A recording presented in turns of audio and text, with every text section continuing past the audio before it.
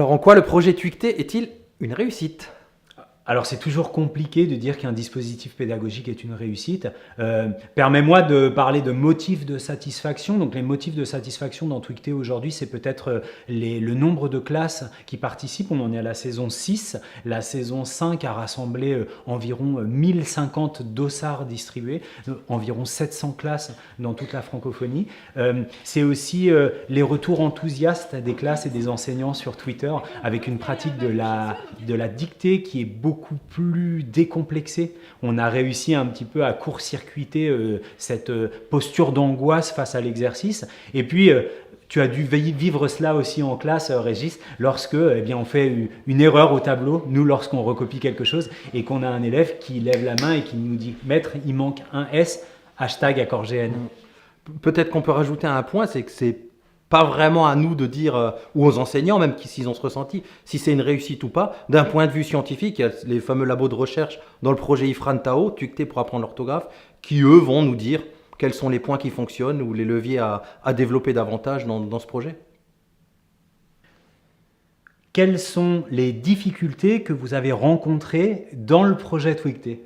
Des difficultés. Alors nous, on aime bien transformer ce mot en opportunité parce que chaque point d'achoppement ou chaque temps un petit peu difficile, on essaie de s'en servir comme levier pour aller plus loin, pour développer davantage le projet, surtout avec les enseignants qui arrivent là de plus en plus, qui sont parfois pas forcément aguerris au numérique et qui eux-mêmes nous amènent plein de choses dans ce projet, Fabien. Oui, on a parlé en première semaine de formation au numérique et à l'intégration du numérique. Eh bien, c'est toute l'ambition de Twicté d'aller plus largement et d'aller au-delà de la proposition pédagogique et d'accompagner les collègues qui a utilisé le microblogage dans leur pratique pédagogique, qui a utilisé des documents collaboratifs, qui a développé des techniques d'animation de communauté pour créer peut-être eux-mêmes leur propre dispositif.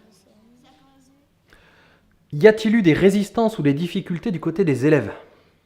Alors, côté élèves, des résistances et des difficultés qui seraient liées à Twicté, pas vraiment. Peut-être on peut parler des phases de travail de groupe, avec des difficultés qui sont inhérentes à toutes les activités qui impliquent un travail de groupe. Par contre, ces termes de résistance et de difficulté, ils m'évoquent, Régis, plutôt la réaction et les postures qu'ont pu avoir ou que peuvent avoir les institutions face à cette activité. On a pu voir très ponctuellement des endroits où, au début en tout cas, au tout début, il y a eu des interrogations, notamment autour de l'usage du réseau social par exemple, des petites choses comme ça, mais qui depuis ont largement été levées, on peut dire. Comment avez-vous surmonté ces obstacles et ces difficultés?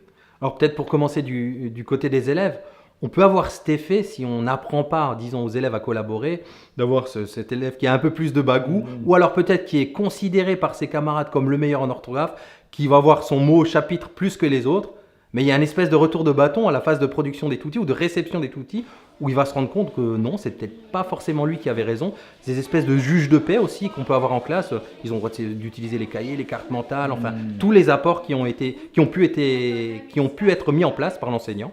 Ouais, on ne les y reprendra pas à deux fois. Côté institutionnel, eh bien, écoute, il y a des sous-bassements didactiques qui sont très forts parce que Twicté est né d'un ouvrage aussi qui s'intitule Comment enseigner l'orthographe aujourd'hui de Daniel Cogis et Catherine Brissot. Donc il y a vraiment des apports de la didactique de l'orthographe, des apports de la psychologie cognitive et des apports de la linguistique qui viennent sous-tendre le dispositif. Donc on peut présenter ça assez aisément à l'institution. Et puis, tu le sais, l'éducation aux médias s'est largement développée et a colonisé les programmes scolaires et les curricula ces derniers temps avec toutes ces questions d'éducation à la e-citoyenneté, de développement d'une identité numérique réfléchie et construite et de l'usage productif de ces réseaux sociaux.